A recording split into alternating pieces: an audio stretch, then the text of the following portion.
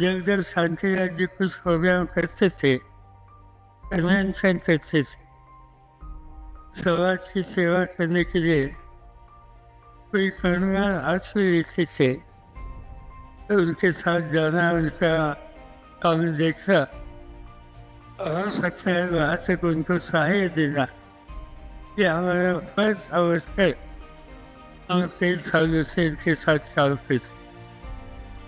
मुझे लगता है कि 40 साल से ज़्यादा आज समय हो गया जब शांति राज्य ने काम की शुरुआत की।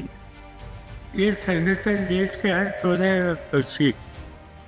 ये सभी साथियों को साथ लेकर कई सालों से एक जबरदस्त संगठन खड़ी करने के लिए ये उनके तरफ शांति राज्य ने प्रयास किया।